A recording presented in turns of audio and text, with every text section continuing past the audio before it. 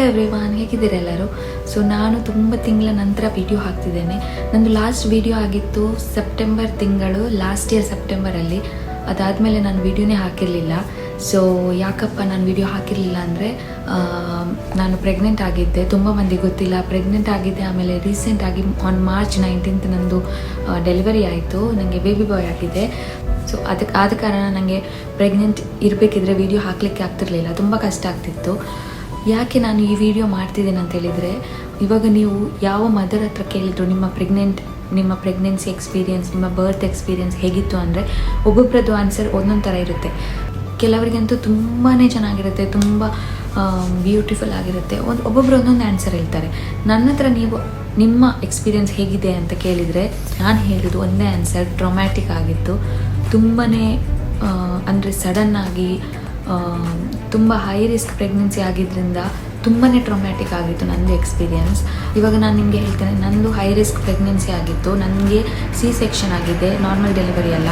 ಮತ್ತು ನಂದು ಮಗುನ 33 ವೀಕ್ಸಲ್ಲಿ ಡೆಲಿವರಿ ಮಾಡಬೇಕಾಯಿತು. ಯಾಕೆ ಮಾಡಬೇಕಾಯಿತು, ಏನಾಯಿತು ಎಲ್ಲನೂ ನಾನು ಡೀಟೇಲ್ ಆಗಿ ಹೇಳ್ತೇನೆ.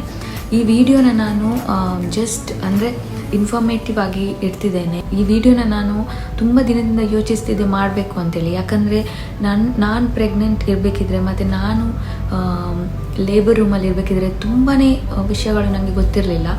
ನಂದು ಫ್ಯಾಮಿಲಿಯಲ್ಲಿ, ನಂದು ಹಸ್ಬೆಂಡ್ ಫ್ಯಾಮಿಲಿಯಲ್ಲಿ ಯಾರ್ದು ಪ್ರೀಟರ್ಮ್ ಬೇಬಿ ಡೆಲಿವರಿ ಆಗಿರಲಿಲ್ಲ, ಫಸ್ಟ್ ನಂದೇ. ಸೊ ನಮಗೆ ತುಂಬ ವಿಷಯ ಗೊತ್ತಿರಲಿಲ್ಲ. ತುಂಬ ಟೈಮ್ ನಾವು ಪ್ಯಾನಿಕ್ ಆಗಿದ್ದೇವೆ. ಕೆಲವು ಡಾಕ್ಟರ್ ಹೇಳುವಾಗ ತುಂಬ ಅಂದರೆ ಟೆನ್ಷನ್ ತಗೊಂಡಿದ್ದೇವೆ. ಸೊ ನಾನು ಈ ವಿಡಿಯೋನ ಅದಕ್ಕೋಸ್ಕರನೇ ಮಾಡ್ತಿದ್ದೇನೆ. ಇವಾಗ ನಂದು 30 ವೀಕ್ಸ್ ತನಕ ಪ್ರೆಗ್ನೆನ್ಸಿ ನಾರ್ಮಲ್ ಆಗಿತ್ತು. ಎಲ್ಲರ ಥರ ನಾನು ಸಹ ನಾರ್ಮಲ್ ಪ್ರೆಗ್ನೆಂಟ್ ವುಮೆನ್ ಆಗಿದ್ದೆ. 30 ವೀಕ್ಸ್ ಆದಮೇಲೆ ನನಗೆ ಹೈ ರಿಸ್ಕ್ ಪ್ರೆಗ್ನೆನ್ಸಿ ಆಯಿತು. ಯಾಕಾಯಿತು, ಹೇಗಾಯಿತು ಎಲ್ಲನೂ ನಾನು ಹೇಳ್ತೇನೆ. ಇವಾಗ ನಾನು ನಿಮಗೆ ಇಷ್ಟು ದೊಡ್ಡ ಸ್ಟೋರಿನ ಚಿಕ್ಕದಾಗಿ ಹೇಳ್ತೇನೆ. ಇದು ಸ್ಟಿಲ್ ದೊಡ್ಡ ವಿಡಿಯೋ ಆಗ್ಬೋದು, ಗೊತ್ತಿಲ್ಲ ನನಗೆ. ಬಟ್ ಆದಷ್ಟು ನಾನು ಸಣ್ಣದಾಗಿ ಹೇಳ್ತೇನೆ. ಯಾಕಂದರೆ ಹೇಳಲಿಕ್ಕೆ ತುಂಬಾ ಇದೆ, ಬಟ್ ನಾನು ತುಂಬ ಲಾಂಗ್ ಆಗಿ ಟೈಮ್ ತಗೊಳ್ಳೋದಿಲ್ಲ. ಸೊ ಇದು ಹೇಗೆ ಸ್ಟಾರ್ಟ್ ಆಯಿತು ಅಂದರೆ, ನನಗೆ ಸಡನ್ನಾಗಿ ಸ್ಟಾರ್ಟಿಂಗಿಂದ ಯಾವಾಗ ನಂದು ಮೆನ್ಸ್ಟ್ರೇಷನ್ ಸೈಕಲ್ ಸ್ಟಾಪ್ ಆಯಿತು, ಎಲ್ಲಿ ಬ್ಲಡ್ ಟೆಸ್ಟಿಗೆ ಹೋದೆ, ಅಲ್ಲಿ ಗೊತ್ತಾಯಿತು ನಾನು ಪ್ರೆಗ್ನೆಂಟ್ ಅಂತೇಳಿ. ಸೊ ನಾನು ಬ್ಲಡ್ ಟೆಸ್ಟ್ ಎಲ್ಲಿ ಮಾಡಿದೆ, ಆ ಕ್ಲಿನಿಕ್ ಹೆಸರು ಅಬ್ರಹಾಮ್ಸ್ ಕ್ಲಿನಿಕ್ ಅಂತೇಳಿ ಶಾರ್ಜಾದಲ್ಲಿದೆ. ಅಲ್ಲಿ ನನ್ನ ಡಾಕ್ಟರ್ ಅನ್ನಮ್ಮ ಅಂತೇಳಿ ಒಬ್ಬರಿದ್ದರು. ಅವರು ತುಂಬ ಒಳ್ಳೆ doctor. Up to 7th month ತನಕ ಎಲ್ಲನೂ ಚೆನ್ನಾಗೇ ಇತ್ತು. ಎಲ್ಲ ನಂದು ಪ್ರೆಗ್ನೆನ್ಸಿಯಲ್ಲಿ ಟು ಬಿ ಆನೆಸ್ಟ್ ಏನು ಸಿಂಪ್ಟಮ್ಸ್ ಇರಲಿಲ್ಲ. ನಂದು ಓವರ್ ಆಲ್ ಪ್ರೆಗ್ನೆಂಟ್ ಜರ್ನಿಯಲ್ಲಿ ನಾನು ನಾರ್ಮಲ್ ಆಗಿ ಆ್ಯಕ್ಟಿವಿಟೀಸ್ ಮಾಡ್ತಿದ್ದೆ, ತುಂಬ ಆ್ಯಕ್ಟಿವ್ ಇದ್ದೆ. ಏನು ನನಗೆ ಇವಾಗ ನೀವು ಬೇರೆಯವ್ರ ಹತ್ರ ಕೇಳಿದರೆ ವಾಮಿಟಿಂಗ್ ಇರುತ್ತೆ, ನಾಶೆ ಇರುತ್ತೆ, ಮಾರ್ನಿಂಗ್ ಹೆಡ್ಏಕ್ ಇರುತ್ತೆ, ತುಂಬಾ ಸಿಂಪ್ಟಮ್ಸ್ ಇರುತ್ತೆ. ಬಟ್ ನನಗೆ ಪರ್ಟಿಕ್ಯುಲರ್ ಆಗಿ ಯಾವ ಸಿಂಪ್ಟಮ್ಸು ಇರಲಿಲ್ಲ. ನಾನು ತುಂಬ ಆ್ಯಕ್ಟಿವ್ ಆಗಿದ್ದೆ. ನಾರ್ಮಲ್ ಆಗಿ ವರ್ಕಿಗೆ ಹೋಗ್ತಿದ್ದೆ, 9 to 5 ಜಾಬ್ ಮಾಡಿ ಮನೆಗೆ ಬಂದು ಕುಕ್ಕಿಂಗ್ ಮಾಡಿ ಎಲ್ಲ ನಂದು ನಾರ್ಮಲ್ ಆಗೇ ಇತ್ತು. ನಾನು ಪ್ರೆಗ್ನೆಂಟ್ ಅಂತಲೇ ಗೊತ್ತಾಗ್ತಿರ್ಲಿಲ್ಲ, ಅಷ್ಟು ನಾರ್ಮಲ್ ಆಗಿತ್ತು ಎಲ್ಲನೂ. ಸೊ 7th ಮಂತ್ ತನಕ ಎಲ್ಲನೂ ನಾರ್ಮಲ್ ಆಗಿತ್ತು. ಅದಾದಮೇಲೆ ನನಗೆ ಹಾಸ್ಪಿಟಲ್ ಚೇಂಜ್ ಮಾಡಬೇಕಾಯಿತು. ನಂದು ಶಾರ್ಜಾದಿಂದ ದುಬೈ ಮಾಡಬೇಕಾಗಿತ್ತು, ಯಾಕಂದರೆ ನಾವಿರೋದು ದುಬೈಯಲ್ಲಿ. ಆಮೇಲೆ ನನಗೆ ಶಾರ್ಜಾಕ್ಕೆ ಆಫ್ಕೋರ್ಸ್ ಇವಾಗ ಡೆಲಿವರಿ ಟೈಮಲ್ಲಿ ಶಾರ್ಜಾಕ್ಕೆ ನಾವು ಹೋಗ್ಲಿಕ್ಕೆ ಆಗಲ್ಲ. ನಾನು ದುಬೈಯಲ್ಲಿ ಒಂದು ಹಾಸ್ಪಿಟಲ್ ಹುಡುಕಬೇಕಿತ್ತು. ಸೊ 30 ವೀಕ್ಸ್ ತನಕ ಆ ಡಾಕ್ಟರ್ ಹತ್ರ ಕನ್ಸಲ್ಟ್ ಮಾಡಿ ಆದಮೇಲೆ 30 ವೀಕ್ಸ್ ಆದಮೇಲೆ ನಾನು ದುಬೈಯಲ್ಲಿ ಒಂದು ಹಾಸ್ಪಿಟಲ್ ಫೈಂಡ್ ಔಟ್ ಮಾಡಿದ್ದೆ. ಸೊ ನಾನು ಹೋದ hospital emirate speciality hospital, Dubai health care ಸಿಟಿಯಲ್ಲಿ. ಅದು ನಂದು ಮನೆಗೆ ಸಹ ತುಂಬ ಹತ್ತಿರ ಇದೆ, 20 to 25 ಮಿನಿಟ್ಸ್ ದಾರಿ. ಸೊ ಅಲ್ಲಿ ಡಾಕ್ಟರ್ ಶಾಲಿನಿ ವರ್ಮಾ ಅಂತೇಳಿ ಒಬ್ಬರಿದ್ದಾರೆ. ಅವರು specially for high risk pregnancy. ತುಂಬ ಅವ್ರದ್ದು ವೀಡಿಯೋಸ್ ಎಲ್ಲ ನೀವು ಇನ್ಸ್ಟಾಗ್ರಾಮಲ್ಲಿ ನೋಡ್ಬೋದು. ಅವರು ತುಂಬಾ ವೀಡಿಯೋಸ್ ಹಾಕ್ತಾರೆ. ಸ್ವಲ್ಪ famous personality when it comes to pregnancy, delivery, high risk pregnancy etcetera. So ನಾನು ಅವರ ಅಂಡರಲ್ಲಿ ಹೀಗೇ ಹೋಗಿದ್ದೆ. ನಂಗೆ ಗೊತ್ತಿರಲಿಲ್ಲ ಅವರು specially for high risk pregnancy ಅಂತೇಳಿ. ಸೊ 30 ವೀಕ್ಸಲ್ಲಿ ನಾನು ಅವರ ಅಂಡರಲ್ಲಿ ಹೋದ್ಮೇಲೆ, ಯಾಕಂದರೆ ಆ ಹಾಸ್ಪಿಟಲಲ್ಲಿ ನಾನು ಇಂಡಿಯನ್ ಡಾಕ್ಟರ್ಸ್ನ ಹುಡುಕ್ತಿದ್ದೆ. ತುಂಬ ಡಾಕ್ಟರ್ಸ್ ಇರ್ತಾರೆ. ಸೊ ನಾನು ಇಂಡಿಯನ್ ಡಾಕ್ಟರ್ಸ್ ಹುಡುಕ್ತಿದ್ದೆ. ಸೊ ಅದರಲ್ಲಿ ನನಗೆ ಇವರು ಸಿಕ್ಕಿದ್ರು. ಇವರ ಅಂಡರಲ್ಲಿ ನಾನು ಹೋದೆ. ಸೊ 30 ವೀಕ್ಸಲ್ಲಿ ನಾನು ಅವರ ಹತ್ರ ಹೋಗಬೇಕಿದ್ರೆ, ಅವರು ಚೆಕ್ ಮಾಡಬೇಕಿದ್ರೆ ಹೇಳಿದರು, ನಿಂದು ಮಗುದು ಗ್ರೋತ್ ಇಲ್ಲ. ನನಗೆ 30 ವೀಕ್ಸ್ ಆಗಬೇಕಿದ್ರೆ ನಂದು ಮಗುದ್ದು ಗ್ರೋತ್ 28 ವೀಕ್ಸಲ್ಲೇ ಇತ್ತು. ಅದರದ್ದು ಗ್ರೋತ್ ಆಗ್ತಿರಲಿಲ್ಲ. ಬಟ್ ಅವ್ರು ನನಗೆ ಹೇಳಿದರು, ನಾನು ನಿಮಗೆ ಬ್ಲಡ್ ಥಿನ್ನರ್ಸ್ ಸಜೆಸ್ಟ್ ಮಾಡ್ತೇನೆ. ಬ್ಲಡ್ ಥಿನ್ನರ್ಸ್ ಏನಕ್ಕಪ್ಪ ಅಂದರೆ ಅದು ನಮ್ಮ ಬ್ಲಡ್ಡನ್ನು ಥಿನ್ ಮಾಡುತ್ತೆ. ಸೊ ಯಾಕೆ ಅಂತ ಹೇಳಿದರೆ ನಮ್ಮದು ಬೇಬಿದ್ದು ಗ್ರೋತ್ ಆಗೋದಿಲ್ಲ. ಸೊ ಅವ್ರು ನನಗೆ ಹೇಳಿದ್ರು, ನಂದು ಪ್ಲೆಸೆಂಟ ಚಿಕ್ಕದಿದೆ, ಸೊ ಬೇಬಿಗೆ ಪ್ಲೆಸೆಂಟದಿಂದ ಬ್ಲಡ್ ಫ್ಲೋ ಆಗಲ್ಲ. ಸೊ ಆ ಬ್ಲಡ್ ಫ್ಲೋ ಆಗಬೇಕಿದ್ರೆ ಅವರು ಬ್ಲಡ್ ಥಿನ್ನರ್ ಮೆಡಿಸಿನ್ಸ್ ಕೊಡ್ತಾರೆ. ಅಂದರೆ ಡಾಕ್ಟರ್ ಪ್ರಿಸ್ಕ್ರಿಪ್ಷನ್ ಇಲ್ಲದೆ ಈ ಟ್ಯಾಬ್ಲೆಟನ್ನು ಯಾರೂ ರೆಕಮೆಂಡ್ ಮಾಡಲ್ಲ. ಹೀಗೆ ಅದು ತುಂಬ ಒಳ್ಳೆಯದು ಸಹ ಅಲ್ಲ. ಸೊ ಬ್ಲಡ್ ಥಿನ್ನರ್ಸ್ನ ರೆಕಮೆಂಡ್ ಮಾಡಿದ್ಮೇಲೆ ನಾನು ಇಮಿಡಿಯೇಟ್ಲಿ ಆ ಕೋರ್ಸ್ ಸ್ಟಾರ್ಟ್ ಮಾಡಿದೆ ಬ್ಲಡ್ ಥಿನ್ನರ್ಸ್ನ. ಅದರ ರಿಸಲ್ಟ್ ಆಗಿ ನನಗೆ ಎವ್ರಿ ವೀಕಲ್ಲಿ ಅಲ್ಟ್ರಾಸೌಂಡ್ ಸ್ಕ್ಯಾನ್ ಇತ್ತು. ಆದರೂ ನಂದು ಬೇಬಿದು ಗ್ರೋತ್ ಆಗ್ತಿರಲಿಲ್ಲ. 30 ವೀಕ್ಸ್ ತನಕ ನಂದು ಬೇಬಿದು ಗ್ರೋತ್ ಚೆನ್ನಾಗೇ ಆಗ್ತಿತ್ತು, ಎಲ್ಲನೂ ನಾರ್ಮಲ್ ಇತ್ತು, ಆ್ಯಕ್ಟಿವಿಟೀಸ್, ಬೇಬಿ ಹೆಲ್ದಿ ಆಗಿತ್ತು, ಎಲ್ಲನೂ ಚೆನ್ನಾಗಿತ್ತು. 30 ವೀಕ್ಸ್ ಆದಮೇಲೆ ಬೇಬಿದು ಗ್ರೋತ್ ಆಗೋದು ಸಡನ್ನಾಗಿ ಸ್ಟಾಪ್ ಆಯಿತು. ಸೊ ಈ ವಿಡಿಯೋ ನಾನು ಇದಕ್ಕೆ ಮಾಡ್ತೀನಿ, ಯಾಕಂದರೆ ಸ್ಟಾಪ್ ಆಗೋದಿಲ್ಲ, ಅಂದರೆ ಗ್ರೋತ್ ಕಮ್ಮಿ ಆಗುತ್ತೆ. ಸೊ ನಾನು ಈ ವಿಡಿಯೋನ ಅದಕ್ಕೆ ಮಾಡ್ತಿದ್ದೇನೆ ಪರ್ಟಿಕ್ಯುಲರ್ ಆಗಿ.